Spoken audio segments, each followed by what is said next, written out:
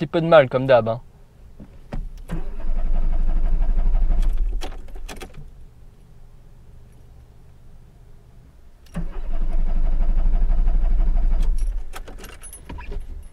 Imagine, je reste Keblo ici. Merde, j'ai l'air con.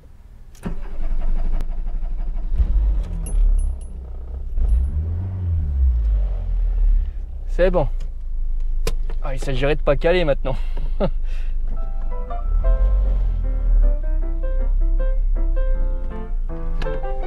là.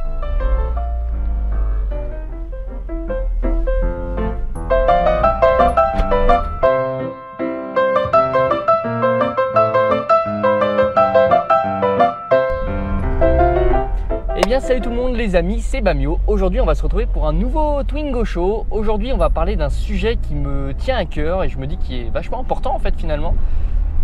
Pourquoi il faut passer son permis? Pourquoi je vous recommande de passer votre permis de conduire? Je vais fermer juste la fenêtre sinon j'ai peur que vous m'entendiez pas top. Alors il fait super chaud aujourd'hui, on est septembre mais il fait quand même méga chaud. Donc aujourd'hui on va parler de ça. Pourquoi ça me tenait à cœur d'en parler? Parce que il y a beaucoup de gens qui n'osent pas passer leur permis parce qu'ils se disent bah écoute, moi ça me sert à rien, j'ai les transports en commun, etc. et j'en ai pas l'utilité, c'est de l'argent jeté par les fenêtres. Mais il faut savoir que tout comme un diplôme, ça a également beaucoup d'utilité. Donc je vais y revenir au long de cette vidéo, mais vous allez voir que je vais vous donner mon point de vue et peut-être que vous allez être d'accord. Comme vous avez pu le voir là, juste avant que la vidéo ne commence, je vous invite à me dire dans les commentaires si l'angle de caméra de la GoPro vous plaît. J'ai mis vraiment au maximum de ce qu'elle peut faire, donc c'est-à-dire que vous avez un plan super large maintenant. Donc si cet angle de caméra vous plaît, eh ben, n'hésitez pas à me le dire en commentaire. Et puis peut-être que pour les prochains Twingo Show, je garderai cet angle-là, ou pour les voitures log. Donc pourquoi il est important de passer son permis, même si vous croyez que vous n'en avez pas l'utilité? En fait, c'est un gros atout, notamment sur votre CV. Quand vous allez vouloir postuler pour certains boulots, ça va être un point super important, comme ça peut être super important d'avoir un diplôme.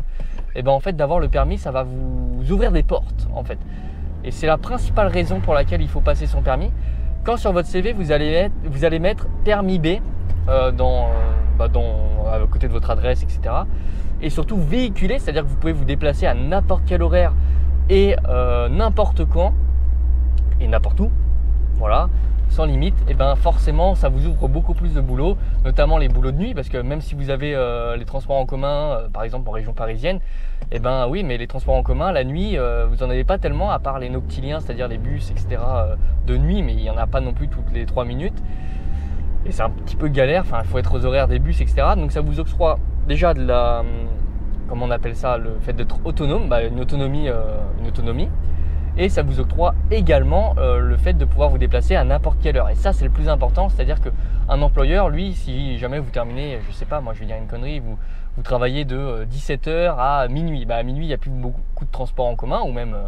alors, je refais un nouvel exemple, parce que celui que j'avais donné n'est pas terrible. Mais imaginons, vous commencez à travailler à 4h du matin, imaginons jusqu'à 14h. Ça fait des grosses journées, hein, mais forcément vous commencez de nuit, et de nuit il n'y a pas forcément de transport en commun. Donc de pouvoir arriver à l'heure sans être dépendant des transports en commun, ça fait beaucoup d'avantages. Et c'est pour cela que je vous recommande de passer votre permis. Même, j'ai envie de dire, si vous n'avez pas forcément un véhicule à votre nom, c'est-à-dire que c'est vos parents qui ont un véhicule et qui peuvent vous le prêter de temps en temps, rien que de pouvoir mettre que vous êtes véhiculé, que vous avez un véhicule qui peut vous être prêté régulièrement, et c'est un gros atout. Voilà, donc ça c'est la première grosse recommandation. La deuxième recommandation, je vais vous donner un exemple typique. Vous êtes à la campagne. À la campagne, tout est loin tout est loin en fait. Et généralement, il faut vraiment sa voiture pour pouvoir se déplacer. Donc rien qu'être à la campagne, c'est une obligation d'avoir le permis de conduire.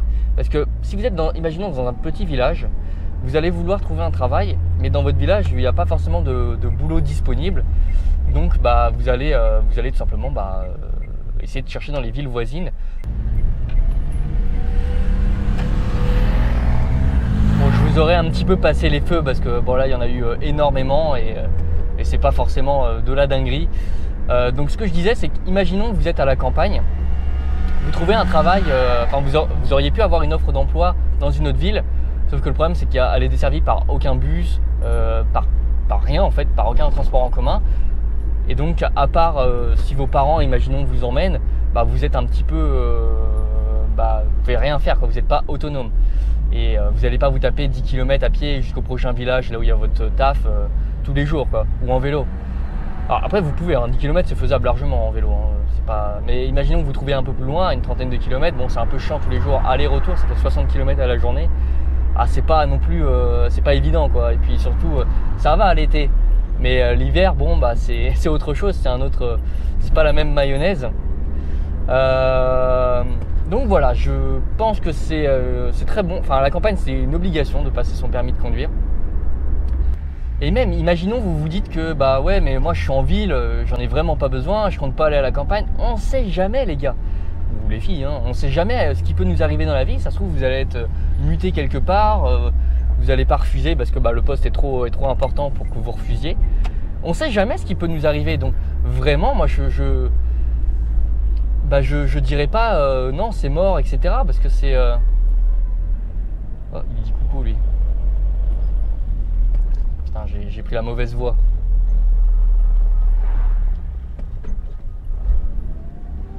Hop là, le camion de poubelle.